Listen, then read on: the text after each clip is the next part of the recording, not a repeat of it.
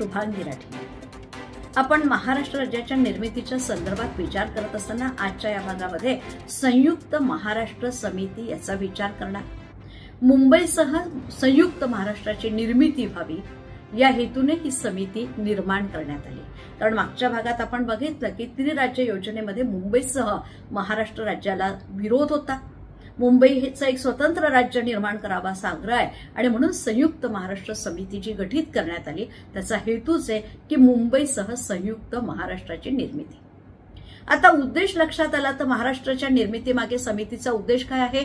भाषावार प्रांत रचनेच्या तत्वानुसार मराठी भाषिकांचे एक सलग राज्य निर्माण करायचे, लोकशाही आणि समाजवादी असलेल्या महाराष्ट्राची निर्मिती करायची आणि तिसरी गोष्ट त्यांच्या डोळ्यासमोरची होती की सामाजिक, आर्थिक आणि राजकीय समता प्रस्थापित करायची आणि महाराष्ट्राच्या आर्थिक जीवनाची सहकारी तत्वावर आपल्याला मांडणी करायची। याच तत्वावर समितीने लढा दिलाय। महाराष्ट्रावर झालेला अन्याय मुकाट्याने सहन करण्यास समिती तयार नव्हती।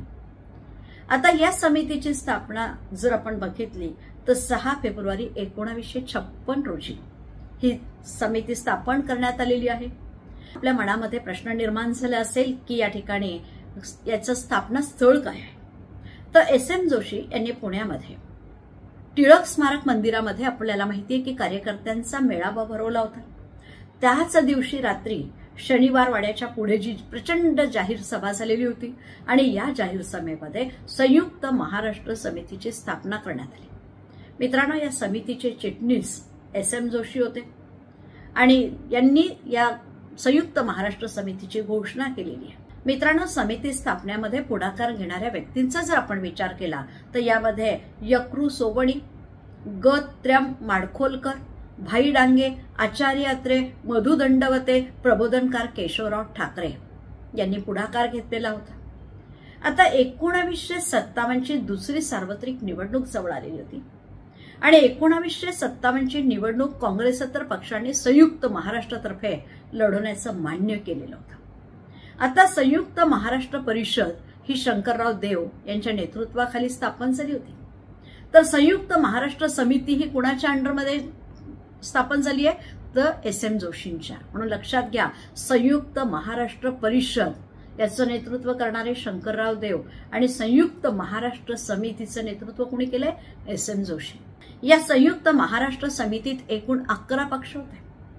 या पक्षांचा जर आपण विचार केला तर प्रजासत्ताकवादी पक्ष होता, कम्युनिस्ट पक्ष होता, शेकाप होता म्हणजे शेतकरी कामगार पक्ष होता, संयुक्त महाराष्ट्र काँग्रेजन परिषद होती, मजदूर किसान पक्ष होता, रिव्होल्युशनरी कम्युनिस्ट पक्ष होता म्हणजे क्रांतिकारी कम्युनिस्ट पक्ष होता, लाल निशाण गट, schedule caste federation, Hindu Mahasabha, Jansangh आणि बोल्शेविक पक्ष असे एकूण 11 पक्ष या संयुक्त महाराष्ट्र समितीमध्ये होते।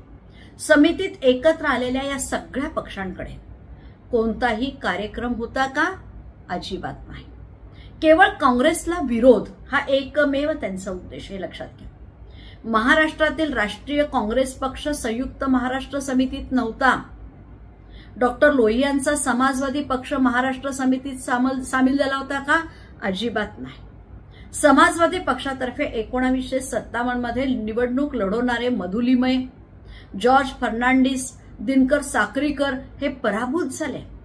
वरीलपैकी 4 पक्ष हे प्रमुख पक्ष आपल्याला संयुक्त महाराष्ट्र समितीत पाहायला मिळतात। त्यामध्ये एक प्रजा समाजवादी पक्ष आहे, उजवा कम्युनिस्ट पक्ष आहे, शेतकरी कामगार पक्ष आहे आणि शेड्यूल कास्ट फेडरेशन असे 4 पक्ष या ठिकाणी प्रमुख पक्ष म्हणून काम करत होते। मित्रांनो, यशवंतराव चव्हाण हे संयुक्त महाराष्ट्राचे कट्टे पुरस्कर्ते होते।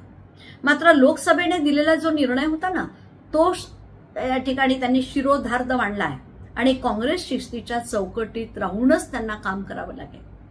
आता 1957च्या निवडणुका येऊ घातलेल्या होत्या। या निवडणुकांच्या निकालाने द्वैभाषिकांवर शिक्कामोर्तब होणार होतं। संयुक्त महाराष्ट्राचं भवितव्य त्यावरच अवलंबून होतं। मित्रांनो, काँग्रेस विरुद्ध संयुक्त महाराष्ट्र समिती असा हा लढा होता किंवा सामना होता।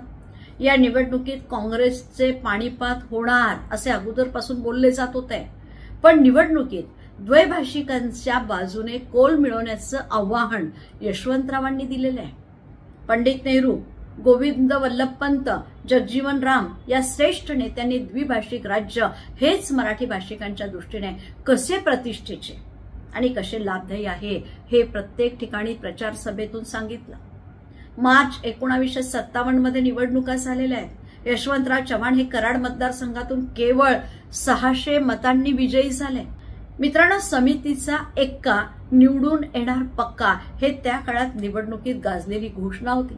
SM जोशी हे समितीचे अध्यक्ष पुण्यातून विजयी झाले. पुणे शहरातील एकही जागा काँग्रेसला प्राप्त झाली का?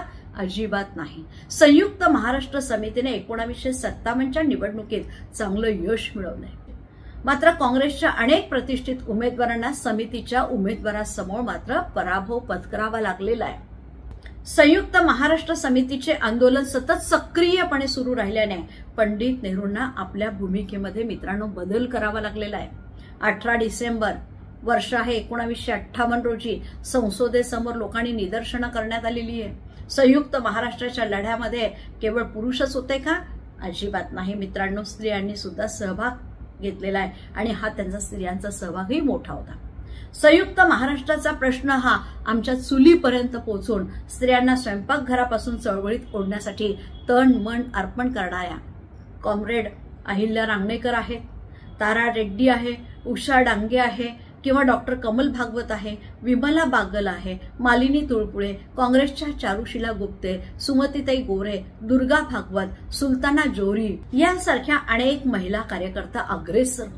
1956च्या 9 महिन्याच्या काळामध्ये देशाच्या स्वातंत्र्य चळवळीपेक्षा जास्त लोक संयुक्त महाराष्ट्राच्या आंदोलनात सहभागी झालेले होते. काँग्रेस श्रेष्ठींनी संयुक्त महाराष्ट्राच्या निर्मितीला मान्यता दिली आणि मान्यता देताच आनंद उत्सव साजरा करण्यापूर्वी यातील 30 आमदार हे काँग्रेसमध्ये दाखल झाले होते. समितीने ऐतिहासिक कार्य बहुतांशी पूर्ण झालेले असल्याने ही समिती बरखास्त करण्यात यावी असं प्रसार समाजवादी पक्षाचं मत होतं. जनतेमधील असंतोषाला, प्रक्षोभाला योग्य वळण लावून लढा कार्यरत ठेवण्यासाठी पुढील 5 कलमी कार्यक्रम प्रजा समाजवादी पक्षाने त्या ठिकाणी दिलेला आहे. पहिला जे त्यांचा कार्यक्रम होता सरकारच्या धोरणाचा निषेध करण्यासाठी सर्व संयुक्त महाराष्ट्रवाद्यांनी विधिमंडळ असेल, पार्लमेंट आहे किंवा स्थानिक स्वराज्य संस्था वगैरे मध्ये आपल्या आपल्या जागीचे राजीनामे द्यावेत, असहकाराची चळवळ हाती घ्यावी, शांततामय सत्याग्रह करावा, योग्य वेळी संप आणि हरताळ करावा, मुंबई आणि महाराष्ट्रातील अल्पभाषिक नागरिकांचे संपूर्ण संरक्षण देण्याचे प्रयत्न आणि आश्वासन देऊन त्यासाठी प्रयत्न करावे. मित्रांनो, संयुक्त महाराष्ट्र निर्माण होताच 15 दिवसांनी प्रजा समाजवादी पक्ष या समितीतून बाहेर पडलाय. मुंबई संयुक्त महाराष्ट्राचा लढा 1946 ते 1960 असा दीर्घकाळ चाललाय. त्यात जनतेचा मोठा सहभाग आहे. उशिरा का होईना मराठी भाषिकांना आपला हक्क मिळवता आले. सर्व विरोधी पक्ष संयुक्त महाराष्ट्र आंदोलनाच्या कारणावरून एकत्र आलेले. द्विभाषिक मुंबई राज्य 1 नोव्हेंबर 1956 मध्ये अस्तित्वात आले. काँग्रेस पक्ष बहुमताने निवडून आलाय. संयुक्त महाराष्ट्राचे पहिले मुख्यमंत्री यशवंतराव चव्हाण हे निवडून आले. हे द्विभाषिक मुंबई राज्य स्थापन झाल्यानंतर संयुक्त महाराष्ट्र स्थापनेच्या उद्देशाने मात्र दंगली झाल्या नाहीत. यशवंतराव चव्हाण यांनी मुख्यमंत्री पदावरून अशी घोषणा केली, ही चळवळ दडपून टाकण्यासाठी मी मुळीच हत्यार वापरणार नाही. मात्र स्वतः 1960 मध्ये केंद्रीय काँग्रेस कार्यकर्त्यांनी पटवून दिले की आता महाराष्ट्र आणि गुजरात हे 2 प्रदेश वेगळे केले तर काँग्रेस पक्ष टिकून राहील, अन्यथा येथे काँग्रेस पक्षाचं अस्तित्व धोक्यात येणार आहे. परिणामी 31 मार्च 1960 रोजी लोकसभेत गृहमंत्री गोविंद वल्लभ पंत यांनी मुंबई राज्य पुनर्रचना विधेयक मांडलं आणि ते एकमताने संसदेमध्ये मंजूर झालं. त्यांनी महाराष्ट्र आणि गुजरात या 2 राज्यांची स्थापना केली आणि अशा प्रकारे मित्रांनो 1 मे 1960 रोजी महाराष्ट्र राज्याची निर्मिती झालेली आहे. हे आपल्या लक्षात येतं. Okay, thank you. व्हिडिओ आवडला तर लाईक आणि शेअर करायला अजिबात विसरू नका.